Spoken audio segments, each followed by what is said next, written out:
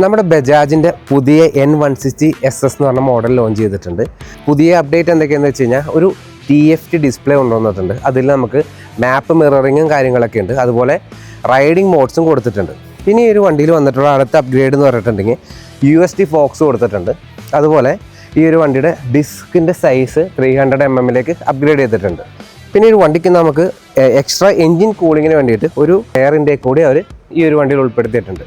160 സെഗ്മെൻറ്റിൽ തന്നെ ഏറ്റവും പവർഫുൾ ആയിട്ടുള്ള ഒരു 160 ആണെന്നാണ് ബജാജ് ഇപ്പോൾ ക്ലെയിം ചെയ്യുന്നത്. സ്മൂത്ത് ആൻഡ് റിഫൈൻഡ് ആയിട്ടുള്ള ഒരു എഞ്ചിനാണ്. അത് ഓടിക്കുമ്പോൾ തന്നെ നമുക്ക് മനസ്സിലാവും. പിന്നെ ഈ ഒരു വണ്ടിയുടെ എക്സോസ്റ്റ് നോട്ടാണ് എനിക്ക് ഏറ്റവും കൂടുതൽ ഇഷ്ടപ്പെട്ടത്. ഡ്യുവൽ ചാനൽ ABS ആയതുകൊണ്ട് ബ്രേക്കിംഗും നല്ല രീതിയിൽ ഇമ്പ്രൂവ് ആയിട്ടുണ്ട്. C-ടൈപ്പ് ചാർജിംഗ് പോർട്ടും ക്ലച്ച് ആൻഡ് ബ്രേക്ക് അഡ്ജസ്റ്റബിൾ ലിവേഴ്സും ഈ വണ്ടിക്ക് കൊടുത്തിട്ടുണ്ട്.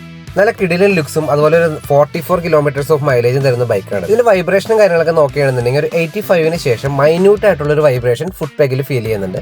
വേറെ മേജർ വൈബ്രേഷൻസോ കാര്യങ്ങളോ ഒന്നുമില്ല. ഇത് എങ്ങനെയുള്ളവർക്ക് പറ്റിയ വണ്ടിയാണെന്ന് വെച്ചാൽ ഡെയിലി കമ്മ്യൂട്ട് ചെയ്യണം, വർക്കിന് പോകണം, അങ്ങനെയുള്ളവർക്കൊക്കെ പറ്റിയ ഒരു ബൈക്കാണ് N160SS.